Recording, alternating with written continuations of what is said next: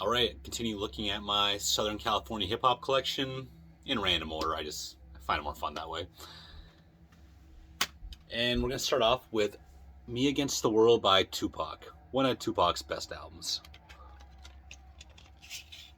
This came out on Jive in 1995.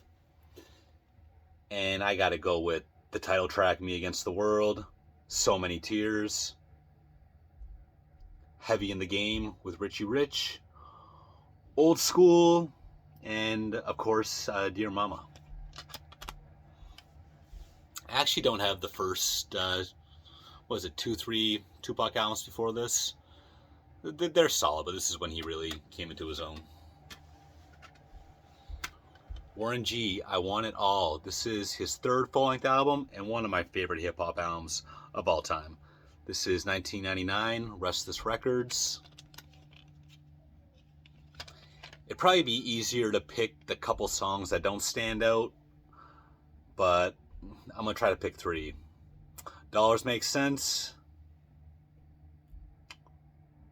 Gangsta Love, and If We Give You a Chance. And there's guests from all over the country on this one. East Coast, South, Underground, Mainstream. It's all there.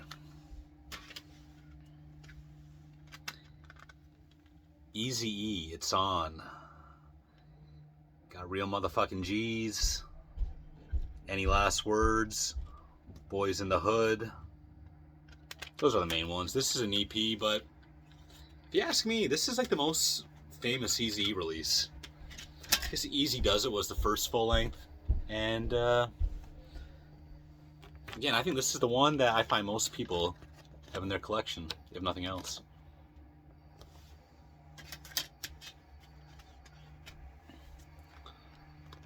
Snoop Dogg, No Limit Top Dog. This to me is the second best Snoop album. And I think a lot of people regard this as a underrated one. It was the second album on No Limit, but he dropped the No Limit style from the first album, despite some guest appearances by those guys, and kind of went back to the West Coast. Trust Me, Don't Tell, and Something About Your Business. These are all kind of laid back songs, but those are my favorites.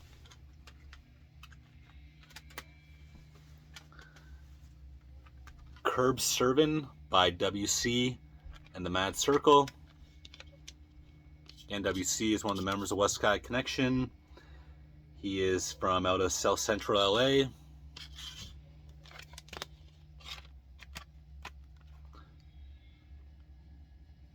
West Up.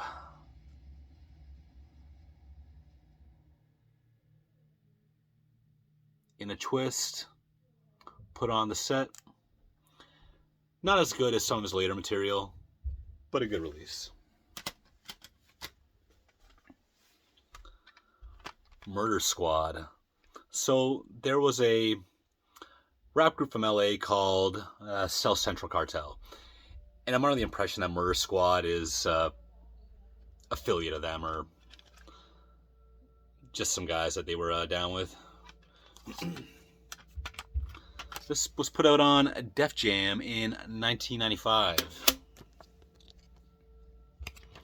I haven't put this one on in a long time.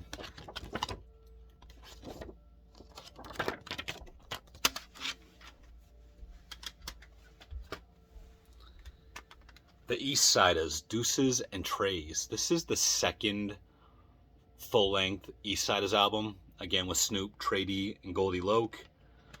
To me, this is equally as good as the first one.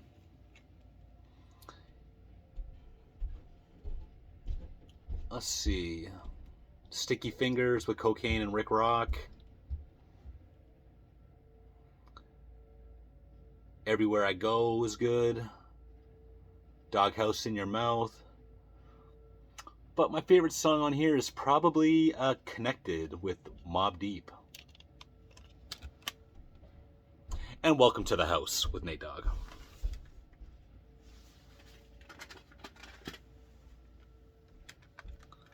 The Game, the Red Album. Geffen, 2011. This, along with LAX, I find was kind of the low point in his career. What do I got there?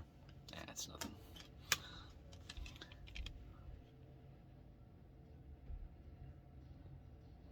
Yeah, these mid-year albums aren't great to me. I liked his first couple and the more recent stuff better. Daz Dillinger, This Is the Life I Lead.